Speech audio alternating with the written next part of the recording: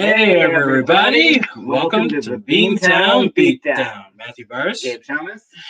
Here we are on a Tuesday. We're back. Yep. Hope you guys enjoyed our ringside episode. Yes, indeed. Yep, that episode was really great. The George Foreman Michael Moore fight. Yep. And gonna get drunk here on today's episode because this is gonna I'm only gonna drink every 2 weeks now. I gotta start getting better with the diet and the weight and stuff. Right. Yeah. All right. Yep. Cheers. So cheers to that.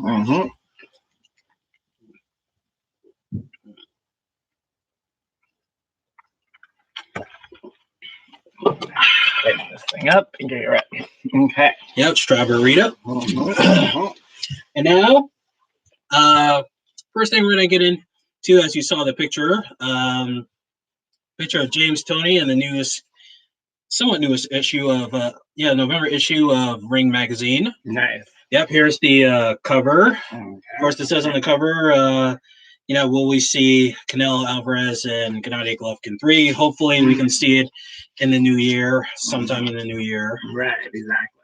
And we're gonna be talking about James Toney in this article right here. I just lost myself on the page here. Here we are. James Toney, as I think he's officially retired now, but he had a legendary career, former middleweight champion, super middleweight champion, and of course cruiserweight champion and heavyweight champion. And reading this article, I mean, of course, I've always been in awe of his career. He's had a great career as a boxer. Right. But of course, later on, he said a slur of speech. I mean, reading this interview, I mean, like he can recount dates and memories of his fights. Right. But if you ever hear him in interviews, he's all slurred and he's like the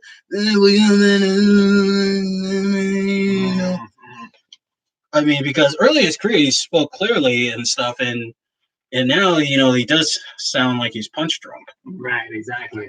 Yeah, it's it's one of those things we talk about in other areas sometimes, that just because someone sounds that way doesn't mean that they aren't clear up here. But it is really tough when they can't communicate. You know what I mean? Yeah. Well, I think it's not so much of the. I think a little bit was the fights, but it was mostly the gym wars he had, because he said that he had a he had a gym back home in Michigan, which is where he's from. Right. And he says that for a while, and he says that every day everyone just came in to hit bags. One day I came in, I told them, I want all these bags out. I told everyone in there, if you ain't boxing, don't come to my gym. Because he used to spar every day. Right. And, of course, when as an old school, boxing fan or someone who's an old school trainer, you kind of would like that, because it's like, that old meat and potatoes, of boxing. But the whole point is to train smarter and not harder. And, you can have maybe out of 5 days out of the week, maybe have 3 days of sparring. And you can tell. And you mean the rest on the bag? Is that what you mean? Well, yeah, he says get the bags out of there, and stuff. And, you can do the bags and speed, the heavy bag, the speed bags, jump rope and running and shadow boxing and stuff like that. Right, exactly. And, he says that, fighters these days only spar on Mondays, Wednesdays, and Fridays. I don't play that shit. I'm going to do it my way, and that's the best way. Well, not really the best way. I mean, you sound punch drunk. Yeah, exactly. I was gonna say. I mean, I understand where he's coming from, because, like you said, it is kind of old school, and I do appreciate that idea of you're gonna be with an opponent in the ring, might as well do it, that way all the time, and then be prepared. They say to practice the test the way you're gonna do it, that type of thing. But so I do appreciate where it's coming from, but yeah, I don't think it's necessarily the best way. I think you do, you know, it would be, you know, best to have some breaks.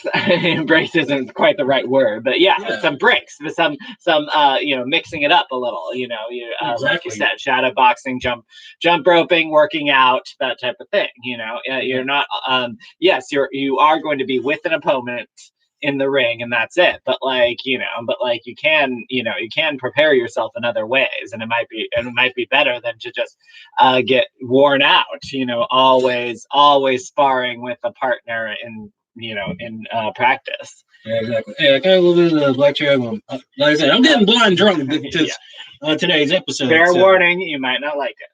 This is if I mix it with the strawberry, you know, I mean, I've had a little. I had one flavor of White Claw, and it was it's okay. You know, it's all right. Yeah, exactly. I'm also doing a diet until Halloween. But anyway, let's continue. Be a little more strawberry in that. Yeah. Yeah. But so anyways, it also talked about his six best fights. The Michael Nunn fight where he won the IBF middleweight championship in 1991. Of course, that deserves to be on there. And funny story about he's talked about how they were at a. Oh wait, I'm sorry. That's oh yeah, in the press conference, you know, he was you know, they were talking shit and stuff, and on the last press conference, it was on a Wednesday before the fight, right? And he tried to say something back to Michael Nunn tried to say something back to James Toney, and he put his hands on him, and Toney picked him up and threw him on the table, and he said, "You touch me again, I'll kill you." That's some crazy shit. Yeah. Well, yeah, and of course, I mean that fight is a real piece of art too. I mean, because like, you know, Michael Nunn was ahead on all points, and then Toney started catching up, and then eventually knocked him out in the 11th round. Right. Exactly. Well, yeah, because James was trying to knock him out, and then his trainer, you know, Bill Mayer, he slapped him and he told him, like, you know, to get back on the game plan, put punches together, and he eventually did that, and then boom, knocked him out. The first fight with Mike McCallum, that was a draw. You know, I think he did win that fight. You know. Is that the picture? Yeah. Show it to the folks. Yeah. Yeah, this is the Michael Nunn fight up here. Right. At the bottom we have the closer. Yeah. Yeah, we have the first fight with Mike McCallum. Right. Yeah, that wound up being a draw, and then he beat Michael McCallum, you know, like almost like a year later, and then there's a rematch, a draw, and then a rematch. Yep, and then the third fight, which happened around I think 97 or 98, James Toney won that one. Right. The Iron Barkley fight, that's on the top right here. We actually did an episode on that. We did, yeah. Oh yeah, man, that was James Toney's most perfect fight. He was absolutely positively perfect. I mean, we saw how, like, you know, he'd be ducking, looking the other way, ducking, or he'd be walking away. Yeah, indeed. Yeah, I mean, Barkley could not catch him. Like one punch he tried to hit him with, and then Toney just walked away like, whoop. Yeah, he was like, hey, get back here. Yeah, exactly. Son of a bitch. Slippery bastard. Kind of like the peekaboo style, but not really. No, the peekaboo style is, you know, is this. Right. Whereas you know, James Toney, you know, it was the shoulder roll, Philly shell. Okay. You know, I mean, that's the Philly thing. shell. That's the other thing I was thinking of. Yeah. Well, yeah, that was the thing about James Toney. You know, James Toney could win a fight just late with his back up against the ropes. That's how good he was. Right, indeed. Fight with Charles Williams. That's on the bottom right here. And that fight, of course, he won by knockout, 12th round knockout. That was in the final round, and Bill Miller, sorry. James was telling him, like, you know, like, look, I'm gonna knock him out in this round, and Bill's like, no, we're ahead on points, you know, just win. And Tony was like, nah, fuck that shit. Yeah, and got him out of there. Well, that's good. Never leave the fight in a judge's hands. As you said before. Yeah. There's also the fight with Vasily Jarov. Okay. Jarov, not Jerkoff. Yeah. We also did an episode of that too. Oh yeah. Yeah, that was another good fight. I mean, because people were counting James Toney out. You know, Right. they thought he wasn't even going to win. Yeah. And Vasily was undefeated, and then Tony knocked him down in the 12th round and won by unanimous decision. I actually thought now Tony did win, but I thought it should have been a majority decision because I thought Vasily, you know, he really did. He was really staying with him, and I thought he wanted some rounds as well. Interesting. Yeah, Matt always the meticulous judger here. Yeah, exactly. Well, you know, it's all about watching and seeing, you know, how many points they pile up and stuff. So, indeed. Yeah. And the last fight on here is the fight with Evander Holyfield. Now, mind you, Holyfield was out of his prime by this point. He was starting on the decline. Yeah. So he wasn't the same. It wasn't the same guy that they did all the cutouts about and all that. Yeah, and Tony beat him in 9 rounds, TKO in 9 rounds, and he says that he actually had respect for Holyfield because he wasn't gonna Tony likes to talk trash about his opponents and not give him respect. And you know, he told his trainer, he said, "Look, I'm going to be cool for this one because I love Holyfield." And then Holyfield said it would be a good tune-up fight for him. And he said, "Pops, all bets are off. Fuck Evander Holyfield." And he whooped his ass. Yeah. So, so there you have it in the career of James Toney. And, you know, really, I mean, one of the true masters of the Philly shell. There's I mean, number one, I put Floyd Mayweather Jr., of course, Money Mayweather. Yep. Number two, I put George Benton because he's kind of he's the godfather of that. Okay, and then number 3, I put James Toney, and number 4, Floyd Sr. 4, I put Roger Mayweather, and then Floyd Sr. comes in at number 5. Okay, gotcha. Absolutely. Yep. And now we're going to get into our next subject.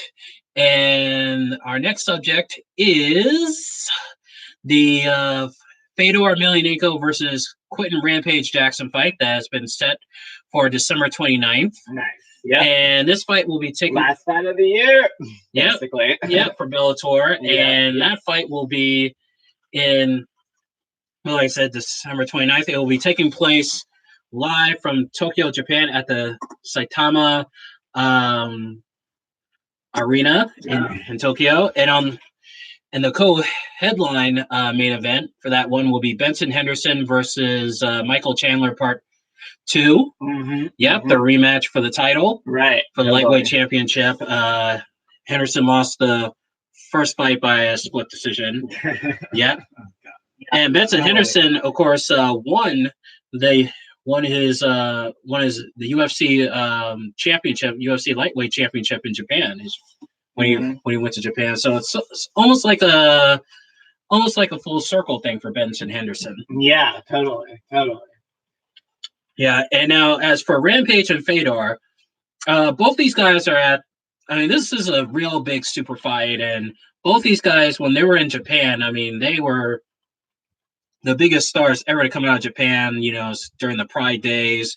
You know, Fedor, the heavyweight champion, Rampage Jackson, you know, his 2 fights with Vanderlei Silva, and then of course when he knocked out Ricardo Arona with that big slam, the big power bomb slam, and then the first fight with Chuck Liddell where he demolished Chuck. So, and Rampage is definitely going to get a huge. Both Fedor and Rampage are going to get a huge welcome home when they get there. Right. Yeah, huge supports. I think it's going to be split down the middle. You know, half the people are going to be for Fedor, the other half is going to be for Rampage. Oh man, it's going to be like a dueling reception, even just in the stands. You know, the dueling over who the reception is actually for. You know what I mean? Oh yeah, absolutely. And the thing is, both Fedor and Rampage are getting up there in age. I mean, right. I mean, Fedor. I don't think Fedor is ever going to get another championship fight again. You know, losing in the heavyweight tournament. Right. And Rampage lost in the first round. You know, of that tournament, and Fedor made it to the finals, but of course he lost. Right. And I think this should be the end for both fighters after this. Yeah, so this is the one you mentioned before, where it's like it's do or die for both, and they're both getting up there, and yeah, like you said, they probably should pack it in after this, right? Well, yeah, absolutely, especially after the last fight when Fedor got knocked out, and Rampage, he's not the same Rampage as he was back in the day, Right. back in the Pride days and in the UFC and stuff. I was about to say, if you're gonna have a name like Rampage, that's the other thing. Like if you're gonna maintain a name like Rampage, you really got to actually put some weight behind it, put some muscle behind it. Know what the fuck you're doing, and give people a show. Rampage means to like fucking go all out and tear shit up. Like if you're gonna have that name and complete that name, and still do justice to that name, then you got to be able to actually do it. Otherwise, it's time to go. Well, he got that name before he got into fighting. He got that name because of his bad temper growing up. Oh, really? Oh, yeah. He got a huge temper, growing up in Memphis, getting into fights. And yeah. Well, I mean, but still, he, it's still a reputation that he was able to use, and so he used it for street fighting, and then he used it for pro fighting, and now, it's still the persona, it's still the name that he has to live up to. Yep, that's true. But although it should be a good fight, and it should be a good night of fights. We'll give you more on the on the cards. Yeah, up card, really. Yeah, and we'll give you an update on the main cards, and I will be doing a after the bell episode on that the night of that. Okay. And should be a good card, going into the new year. Yep, indeed. Absolutely. And before we go on, just a little programming note. This would be where I would do my deep dive segment for those that are keeping track. But yeah, I don't have a deep dive story for you today. But I we'll have that again on next Beantown Beatdown. So stay tuned for that. That's going to be my continuing segment on deep diving into stories about sports. And so I'm not doing that today, but I will do it next time. Also, tune in tomorrow. I will be doing a special World Outside the Ring with a special guest. Oh, you got a special guest? Yeah, it's Michael. Oh yeah. So the boyfriend is finally gonna. Yep, gonna appear on camera with me. Yeah. So when can we look forward to that episode? So I just told you, but I'll tell you again. So tune in right here on on the Beatdown on YouTube tomorrow at 12:30. We're gonna be doing it. Tomorrow at 12:30, Devil's Night. Yes, indeed. Yeah. Oh, that's pretty good. Yep. So I can. All right, that's pretty good. Looking forward to that. Also, I wanted to get your opinion on this. Lately, some fighters have been showing up in the world of professional wrestling. One is a former wrestler. One is a boxer who's doing this as a one-time deal. Okay. And the other is a former UFC champion, now turned professional wrestler. Oh. Okay. Well, first we have Jake Hager, aka Jack Swagger, who we remember from the WWE. Right. Signed a contract with Bellator, and since coming to Bellator, he had 2 fights and won. He had a fight last Friday that was on the undercard of Frank Mir and Roy Big Country Nelson, and Frank Mir won. Okay. Jake Hager was kneed a guy twice in the nuts accidentally, and the fight was ruled a no contest. Okay. Yeah, really bad publicity for him as he just joined AEW. Yeah. Well, yeah, because he joined AEW on the first episode of AEW Dynamite, and he is, he's part of the Inner Circle, which is a faction with Chris Jericho, Santana, and another guy, the guys who used to be LAX in Impact Wrestling. Okay. Yeah, and of course, some other wrestler whose name I can't mention right now because I'm a little drunk now. But yeah, Jake Hager is there, and Jake Hager, of course, is a former All-American wrestler, collegiate wrestler. In fact, that was his name in WWE. He was Jack Swagger, the All-American. Yeah, the All-American. Okay. Yeah. All right, but Jack Swagger, Jack Swag is a guess. Anyway. Yeah. Oh God! Every wrestling fan is gonna be like, "You stupid Mark! That wasn't. You didn't come up to that." I know. Yeah. I had to do it. I had to do a jumping Jack Flash reference. Yeah. But Jack Hager, I think.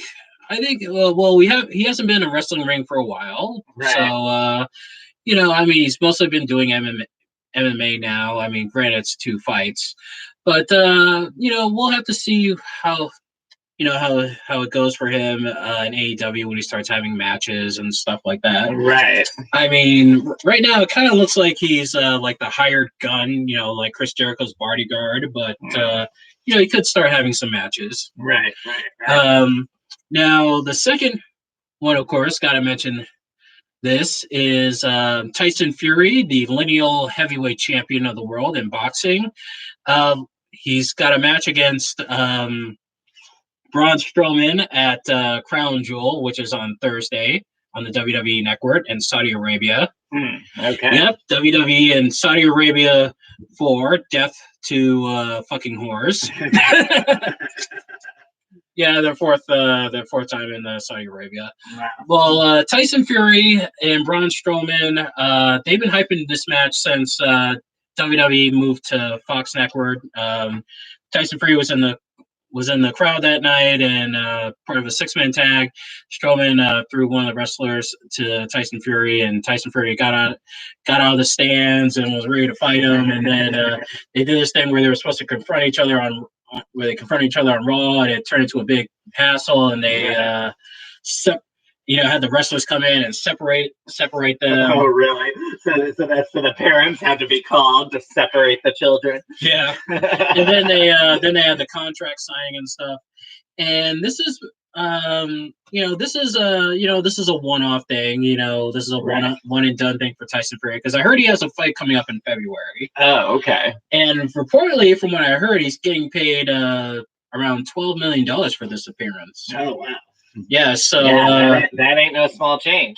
Yeah, so this is a big payday. I mean, the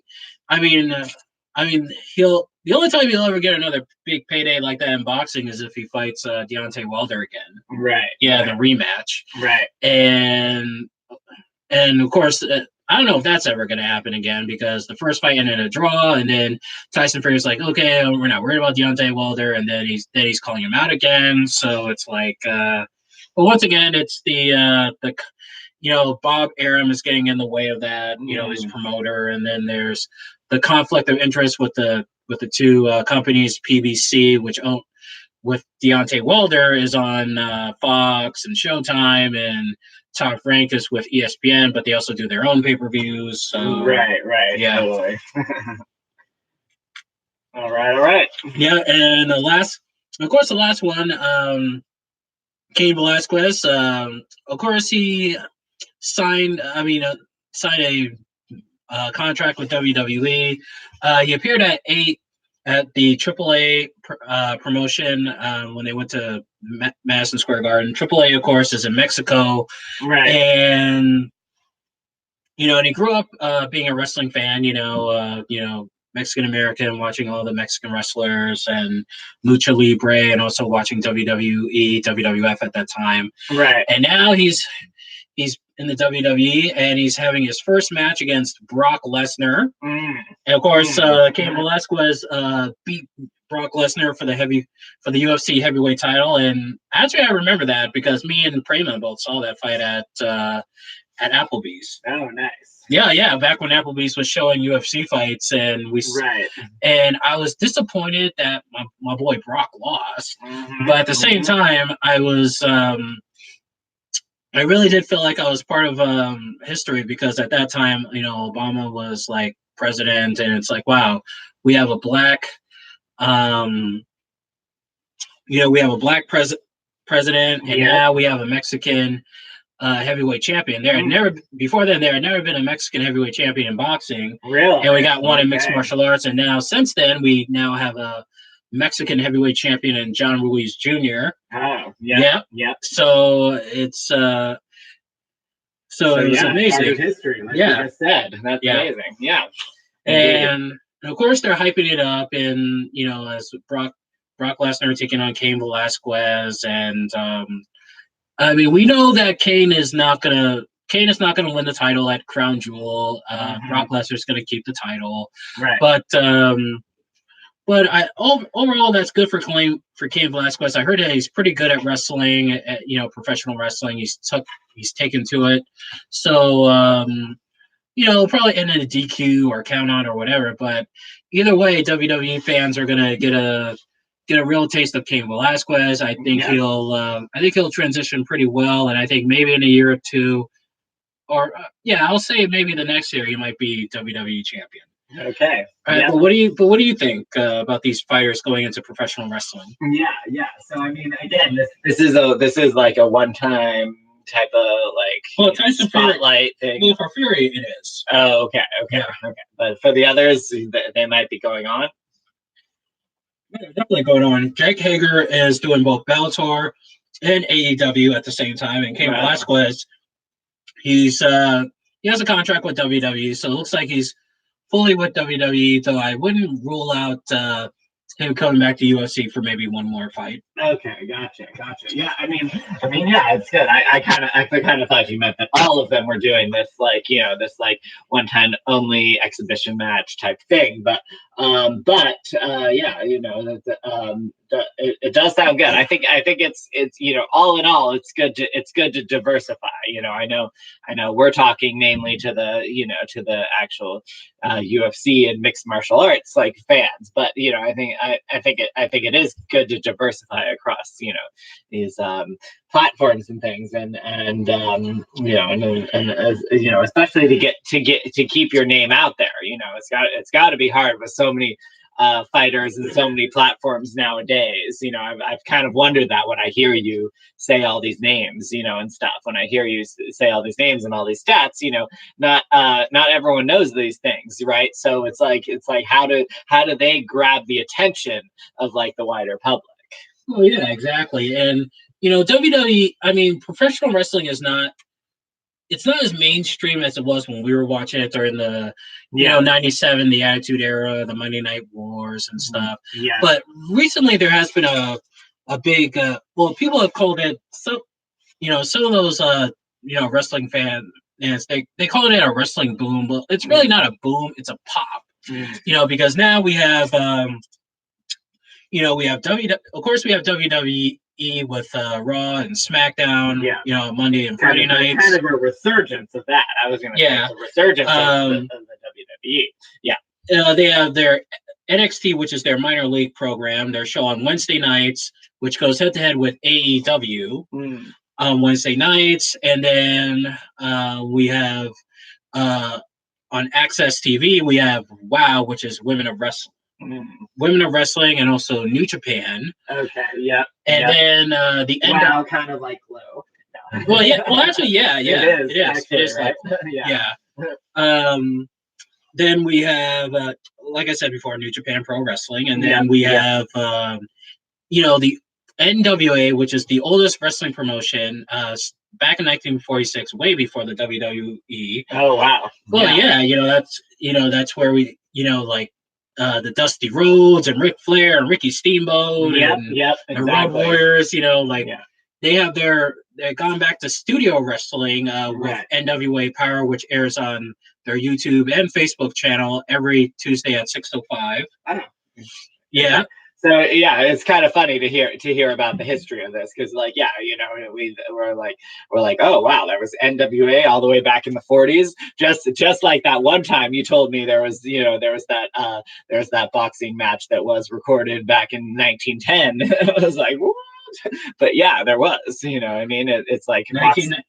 Well, yeah, there was what was boxing it, matches. 1919, the Dempsey versus Lloyd fight. Yeah, which is a double episode. Well, a triple episode we did on that. It was that fight and Tyson. Oh yeah, that's right. Yeah, but there was boxing in the 1900s. It was on film and stuff like that. Yeah, Jack exactly. Johnson, like the old, real camera. Yeah, but with the NWA, it was the NWA, whoever was considered the NWA wrestling heavyweight champion was considered the real world heavyweight champion professional wrestling. Right. And they had, the territories, which has had the studio wrestling, with championship wrestling from Florida and Mid-Atlantic, which would become Jim Crockett Promotions, the NWA. And then there was Georgia Championship Wrestling. And, and of course, NWA Power takes place in the GBS studios in Atlanta, which is not too far from the old studio where they did Georgia Championship Wrestling, and then and where they also did the World Championship Wrestling with Jim Crockett Promotions, the NWA and stuff. Right. So so there's really been this big wrestling pop, as I mentioned before. It's a pop. Okay. Yeah, I mean, of course, it'll really be a boom when we see the ratings. When the ratings are back in the 5s, 6, 7s, the 8s, and the 9s, those high numbers. Okay, gotcha. But I was wondering what you would say the difference actually is, but you're saying that it's we have a pop now, but it has to actually grow in order to be a boom. Well, yeah, exactly, because there's more wrestling available right now because fans have been saying like, oh, we've been, the WWE programming, with the PG and stuff. Even though there are some good stars on there, it's like, we're still not satisfied, and the dumb storylines were disenfranchised. Now you have more alternatives out there. Yes, exactly. Yeah. Also, Ring of Honor. I gotta mention Ring of Honor as well. Okay. Yeah. And I think adding some of these fighters, into the entertainment world of professional wrestling will give it buzz and creation, and of course, Tyson. I mean, if you look at Tyson Fury and Braun Strowman, it looked like it could be something for WrestleMania, but because Fury has a boxing match coming up in February, it's like, well, we can't do it for WrestleMania. Let's do it at Crown Jewel in Saudi Arabia. Where Crown Jewel, the Saudi Arabia shows have been getting a lot of have created a lot of buzz, despite the controversy, going over to Saudi Arabia when an American was killed and blah, blah, blah, the politics behind it. Yeah. But still, it draws big numbers, and the WWE gets paid like in millions and billions of dollars for that. Right. And for somebody like Tyson Fury to make this one appearance in Saudi Arabia against a professional wrestler, it's it's really a big payday for him. Totally. Yeah, it sounds like. I mean, it definitely sounds like it's getting buzz. Which so far already mission accomplished. Yeah. But also also in NXT, Shayna Baszler, former MMA fighter and a member of Ronda Rousey's MMA horsewomen. Oh, okay. Gotcha. Yeah, she's still the current 2-time NXT Women's Champion and in NXT, and Marina Schaefer and Jessamine Duke, who are also part of that staple. They just last week they had their first match. Oh, yeah, their first match as a tag team, and they're pretty good. They're a pretty good tag team. If they do more matches and if they get better, they can become a dominant tag team. And when all three of them get called to the main roster, and if Ronda is still there, they can be a great, powerful faction. They could be like the female version of the NWO almost. Right, totally. Yeah, and of course, or the Squad. Really, you don't know the NWO? The history of the NWO? I know the NWO. I'm just okay. I was connecting it to politics again, but anyway, continue. But with Rhonda, but of course, I mean, Rhonda is still out. I mean, she's still, covering a little bit from the finger injury that she suffered when she was on the 911 set. Oh, Yeah, her okay. episode stints, Okay. and she's she's still trying to have a baby with Travis. Yeah. I mean, of course, there's been rumors that she'll be back sooner than later. But it all depends because they're still trying to have a baby and Right. stuff like that. You never know with these things. Exactly. Yeah. Well, my thing is, I think if Rhonda winds up getting pregnant, I mean, if she winds up getting pregnant, then it's like okay, she's definitely won't be at WrestleMania next year. But if she gets pregnant and has a baby, then I have a feeling that we won't be seeing her in WWE anymore. I think she'll just be like, okay, maybe she'll have like one more match, maybe not, but for the most part, I'd be like, okay, I'm gonna call it a career. I'm just gonna, take care of my kid and my stepkids, and I'm just gonna spend the rest of my career on the farm. Yeah, exactly. But if I was her manager, I would make sure she has another match. It would be like after you've recovered from the pregnancy, whatever. You can leave your baby with him and like your whoever takes care of that for a little bit, and then go and have one more match. And just really cement it before you leave.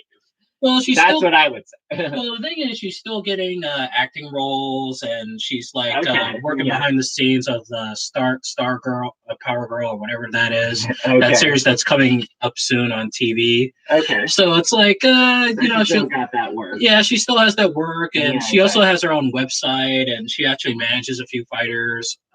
So it's like it won't be like a money thing, I think she still has some money. Yeah. I'm not saying it's a money thing. I'm saying that if I was her manager, I would say you still have to get out and do one more fight. Really just complete the cycle for us all. And like for and again, you might have these other things, but complete the cycle as a fighter, and let's just see that. Let's just see that come to fruition, and end it and say goodbye, in a big meaningful way, like it should be. Yeah, maybe, but we never know what the future holds. So. We don't know. Yeah. So. Okay. Yeah, matter of fact, you got a little bit of strawberry. Let me give you a little more of the twisted. Let me give you some. Yeah, 1 quart. Yeah, 1 quart of stir with your finger. But good. Okay. Thank you. Oh man, I forgot. You got to work. Yeah. Yeah. But yeah, you never know what's gonna happen. So yeah, exactly. we'll have to see and wait on that. Yeah. And now we're gonna get into the last round. Mm-hmm. Well, actually, it's not the last round. It's a fuck, marry, kill, and of course, as we all know, Halloween is in a couple of days. Yeah. Which is why I called the episode. It's the Great American Horror Story, Charlie Brown. Yeah. All right. Yeah, my mom loves the Great Pumpkin, Charlie Brown. Especially when her favorite is when they're when they're playing the theme song and the guy's doing the. Yeah, he's like, yeah, he's getting down. Yeah, exactly. Let's see. Schroeder's the one who's always playing the piano, and I forget who. Yeah, Snoopy's doing the. Snoopy goes. Yeah, and same with Pepper and Patty, but Linus, I think, is the one who does the no, it's not Linus. That's not Linus. That's another dude. No, yeah, it's the other freaking blonde kid. Anyway, no, it's a kid. He's blonde haired, but yeah, that's what I'm saying. It's the other. No, not blonde haired. He's bald headed. He's blonde. He's bald headed. Sorry. Yeah, he's bald headed. Yeah. But Anyway. But yeah, American Horror Story, of course. I really am digging the new season, the 1984 season, and yeah, I've heard it's really good. I want to start. Yeah, catching up. Yeah, last week I saw the 100th episode, and wow, 100 episodes. Damn. Mm-hmm. Yeah, and of the franchise, of all the series. Yeah, and American Horror Story. I mean, to me, it's one of these shows that gets better and better and better with each episode and with each season. Well, I mean let's see, the Asylum and the Freak Show seasons were okay. Not the best, but not the worst. Right. For me, the best have been the first season, which was Murder House. The second season, no wait, second season was Asylum. Well, see, Michael would actually know this. Michael would actually know this much better than I do. oh, he loves American Horror Story. Yep, indeed. Oh yeah, well, hey, that's something you guys can talk about on the World Outside the Ring. Yep. Yeah, the best seasons were Murder House, The Covenant. Covenant, Yeah, Covenant. What was it? Oh yeah, Hotel, which was the first season I saw with Lady Gaga. Yeah, indeed. My Roanoke. That was the last one that Lady Gaga was on. Oh, okay. Yeah. I didn't realize she did that one too. Yeah. Then there's Cult. Right.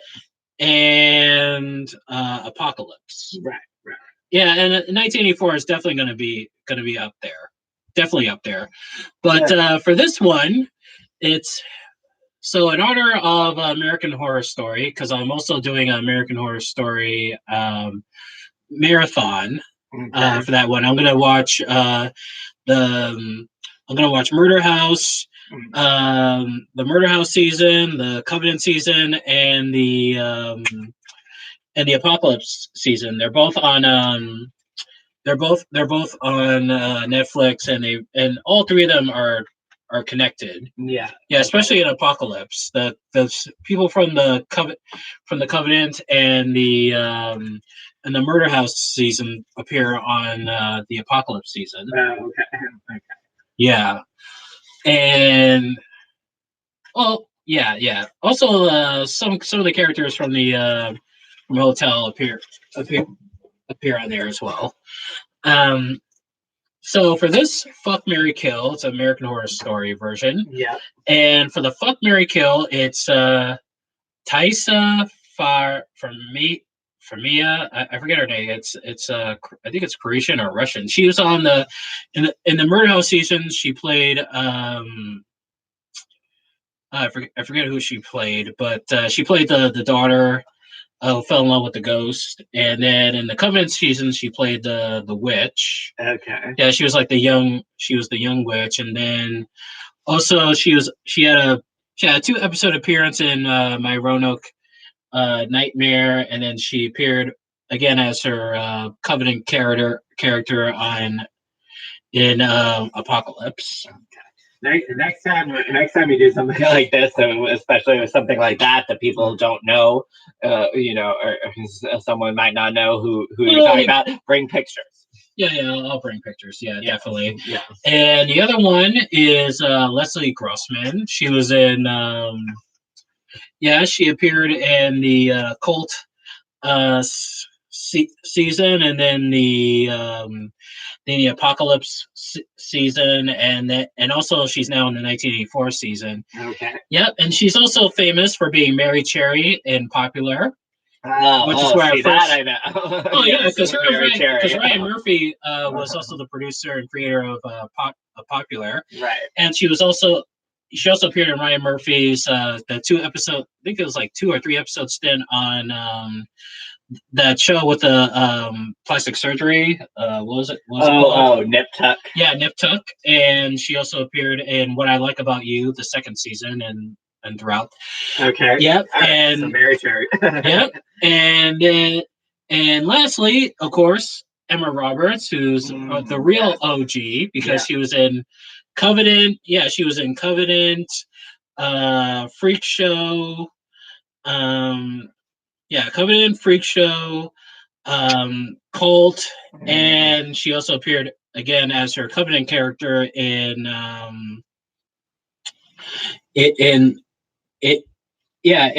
Apocalypse. And she's currently in American Horror Story 1984. But her characters in Covenant and in Cult, she was a bitch. Yeah. So the Fuck Marry Kills. I would fuck Taissa. Yeah, definitely. Yeah, she was Yeah, she would definitely make for a good fuck. Plus, she looks so young. I mean, I think she's like in her 30s, but she still looks so young. Damn. To marry, I would marry Leslie Grossman because, of course, Mary Cherry, and I had a bit of a crush on her when she was Mary Cherry. Yeah. And the thing about her is that she was born in Los Angeles, but she has a little bit of a Southern accent or something. Mm-hmm. Yeah, I mean her accent. I'm like, what is with the Southern accent? Yeah, I think I remember that too. Yeah, exactly. And to kill, definitely pick Julia Roberts because most of the times she's been a bitch on that show. Julia Roberts. I mean, sorry, Emma Roberts. Emma Roberts. Yeah, I wouldn't kill Julia. I would kill Emma. Yeah. Yeah. Well, Emma Roberts, I mean, in Covenant and Apocalypse and Cult, she was a bitch. I mean, well, actually, she was a bit of a bitch on Freak Show, but she was like a bitch with a heart of gold. Okay, yeah. But still a bitch. Right, and totally. But with her, it would be a thing where I would fuck her and then I would kill her. It'd be like first. See, now you're switching the rules around. Well, yeah, with her, like it'd be like it's called fuck, marry, kill. One fuck, one marry, kill. You're saying you fuck and then kill. Well, I'm telling you how I would kill her. Like I would kill her after like after a marathon of sex, like a 24-hour marathon of sex, and after the last time we have sex, we're both very sore and all that shit. Her asshole's sore, her pussy's sore, and my dick is sore. And then after the last time I come out of the bathroom and and as she's smoking a cigarette, because also she in real life she's a smoker, and then I would take out my secret gun in the bathroom and just fire 5 bullets into her. Just yeah. So I mean, granted, well, her old man would come looking for me, Eric Roberts, but I can beat the shit out of him. Okay. Yeah, and Julia. Well, Julia would be the type that would probably hire people to come after me. Yeah, Julia's. I don't think Julia Roberts is the type to get her hands dirty. Right. Yeah. So that's your choices. Yeah. Yeah. What about you? What are your choices? So mine it's I guess it's the same as yours, but the other way around for Mary and fuck. I just maybe it's just because I remember Mary Cherry and all that, and she was I remember thinking when I was thinking of those things she's pretty frisky, very sexual. So I would actually fuck Mary Cherry and marry what was the other one again? Which one? So I would still kill Emma Roberts. Thaisa from right. Yeah, so I'd marry Thaisa just because I was Mary Cherry. I did kind of think about fucking her back then. So yeah, I think she would be very frisky, very fuckable. So I would fuck her and then marry Thaisa and then kill Julia Roberts. No, Emma Roberts. Yeah, we both got it wrong. Yeah. All right, but why would you marry Thaisa but not marry Lisa Grossman, Mary Cherry? Right. Well, I don't know. I guess I just always thought of her more in a sexual way, and not not actually going into a commitment, type of thing, and having a good time with her. You know what I mean? But Thaisa, what would make her the Marion type? Well, it's actually kind of process of elimination. I would still. I kind of agree with you on killing Emma Roberts. So it's just kind of process of elimination, actually. But if we're being honest, but I do, from what you've said and from what I've seen, I do see her as she could be good marrying type. Yeah, well, how would you kill Emma Roberts, though? I mean, I told you how I would kill her, but how would you kill her? Right. So, yeah, I don't. I don't need the 12-hour fuck fest with her or whatever. 24 hours. Yeah, the one day. Yeah, like 24 hours. Yeah, 24 hours. Yeah.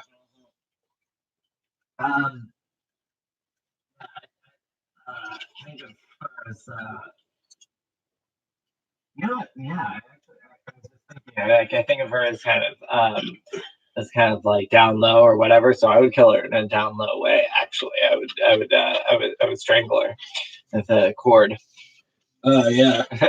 Now, of course, what if now, of course, granted, like you'd have her father and her Right. and her aunt coming after you. Now this is getting dark. Well, yeah, definitely. Well, hey, it's Halloween, so it's sort of Halloween. Yeah, exactly. So have a fortified fortress, or and then and the thing. Yeah, I mean, I think I could get in pretty good with Dexter, one of the not Dexter, the other Dexter, the cartoon Dexter. I get in pretty good with one of those nerds. He built me a complete fortified fortress. Boom, boom, boom. Anyone comes near, tripwires, missiles, that type of thing. Well, yeah, but then you'd have now you wouldn't only have like Julia Roberts who would hire people, but you'd have like the CIA. You have the well, Julia Roberts would have because like Julia Roberts is Emma Roberts' niece. Oh, okay. Yeah, Julia Roberts is Emma Roberts' aunt, and Eric Roberts is her father. Okay. So like they would have not only would they have does change things. Oh yeah, they'd have like no, you'd have like their hired goons, you'd have the CIA, the NSA, FBI, you'd have also the mercenaries, like those people like in the Expendables. Yeah, exactly. Yeah, you'd have like mercenaries, coming after you and stuff like that. Yeah, exactly. I have to get in good with the Julia Roberts is too nice. I was about to say I need one of her Hollywood rivals, but I don't know if she has one. So. Well, Gary Busey kind of her and Gary Busey I heard don't really get along, but but then again Gary Busey does kind of have a reputation for being somewhat crazy. Yeah, exactly. I mean, one time he actually I heard one time he was actually in a mental institution one time with Ozzy. I think Ozzy was like kind of going through his problems one time or something, but from what I hear, him and Ozzy kind of get along. Okay, so Gary Busey and Ozzy, that's not a bad team, actually. Ozzy, I mean, I know they're both crazy, but besides that, well, I know Ozzy is like the so-called Prince of Darkness, and this is a guy who's been the head off the head of a bat, but I don't think he'd be the type that'd want to like hire to kill her or somebody, Right? Yeah, I mean, Ozzy'd be like, look, man, why do you have to kill him, man? Because you just, you just do your time, and if you get caught, you just do your time. Iron Man! Yeah, exactly. All right, let's. That's a good place to end it with his. Well, we got like 5 minutes. We got another 5 minutes. No. Okay. All right. We'll wrap it up. But I do want to say one more thing on Emma. Emma Roberts is actually a pretty nice chick and stuff like that. I mean, from what I hear, she's pretty nice and stuff like that. But her characters come off as her characters are known to be pretty bitchy and stuff like that. And plus, she would be a good fuck. I mean, she would be a good fuck. And well, you circumvented. You cheated the whole thing by saying that you'd fuck her and then kill her. Well, here's the thing: if it's somebody that I really hate, then I would just straight kill her. Right. But if it's someone that I find attractive, but I still would want to kill her, then I would both fuck her and kill her. That sort of thing. But Leslie Grossman, like she's definitely the Mary type. She's the type that you definitely want to come home to and stuff like that. All right. All right, so we're gonna end it there, and we'll be back on November 8th, I think it is. We yeah, whatever that Tuesday is. Yeah, no, not next week, but the week after. No, wait, sorry. We'll be back. November. We'll be back. November 4th, actually. November. No. I said not next week. Oh, okay. Oh yeah, November. November the 5th. No, wait, that's the next week. Yeah, 12th. The 12th. 12th. We're gonna start on. Oh, that's my birthday. Oh, okay. Yeah, so special birthday edition for Matt. Yes, a special birthday, and I am expecting cake, by the way. Yeah, I'm expecting cake, and also by that, I'm sure by that week maybe I will drink. So this is 2 weeks. So like I said, this is my last week of drinking every week. So every 2 weeks I'm going to be drink. I only drink every 2 weeks. Even if that means on the show I got to be sober, then so be it. All right. And also, like I said, American Horror Story Marathon this Thursday, and I'll be eating a whole lot of candy. Right, perfect. Yeah, I might not even shower that day. Well, I'll get up early enough to shower, but then afterwards I'll be in my room on my Kindle watching American Horror Story and probably jacking off. So from Beantown to your town, this is the Beantown Beatdown. Matthew Mars saying Happy Halloween! Woo! Simpsons reference. Exactly. All right. Cheers, everyone. Peace.